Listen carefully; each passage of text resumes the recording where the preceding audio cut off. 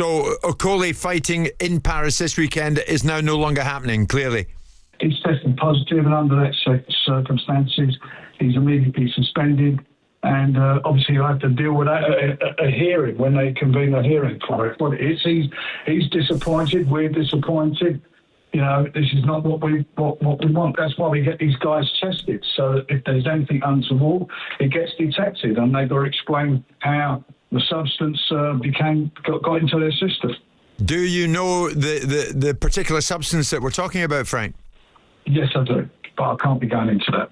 Wow, wow, wow. Ladies and gentlemen, do we have ourselves a failed VADA drug test? Yes, I said it, ladies and gentlemen, a failed VADA drug test. Adverse findings found in Lawrence Okolie's drug test. Yes, the former WBO Cruiserweight WBC Bridgerweight champion of the world, who has been campaigning in his last 3 fights at the heavyweight division, is currently ranked #1 by the WBC heavyweight rankings. Yes, I have been pretty high when talking about Lawrence Okolie, high on the fact that he does not deserve to be ranked #1 by the WBC in the heavyweight rankings. In what world does that make sense? In what world does Lawrence Okolie, to anybody, feel like the #1 rated fighter, heavyweight fighter in the world? My goodness, ladies and gentlemen, Lawrence Okolie, who was supposed to be fighting Tony YOKA this Saturday in France, a hometown fight for Tony YOKA. Both fighters looking to move and transition into a bigger fight. Tony YOKA still fighting to stay relevant. Lawrence Okolie has popped for a drug test and has made a statement. The dude had surgery, and because of that, must have taken something that led to this failed drug test. Now, at the end of the day, I don't know if he's just trying to clear himself up as soon as he can, right?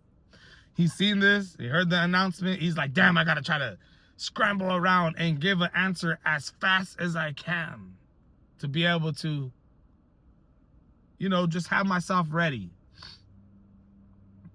And honestly, bro, we're gonna have to see how this all plays out.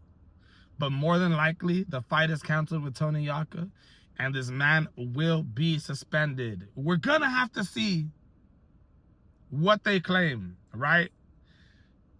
If Lawrence Okolie is gonna say, you know what, I did take something due to my surgery, and because of that, you know, hey, this stuff happens, and because of that, I'll go ahead and sit out. Or is he gonna say contamination? I was contaminated. I don't know, ladies and gentlemen, but Lawrence Okolie has failed a drug test. Absolutely breaking news. It is 5 o'clock in the morning right now. Your boy is on to work. I had to drop this because I've been one of the main heads around the boxing content creators, you know, going from platform to platform, talking about the fact that Lawrence Okolie does not deserve to be ranked #1 in the heavyweight rankings. It's ludicrous. And it makes the ranking, especially the heavyweight WBC ranking, just look like a complete damn joke. That's all I got for you guys today, ladies and gentlemen. But Tony YOKA, Lawrence Okolie's done. Lawrence Okolie fails a drug test. Now we're going to have to see. Queensberry, Frank Warren, has already came out and said he knows what drug test he failed. But he has not came out and said it yet, ladies and gentlemen.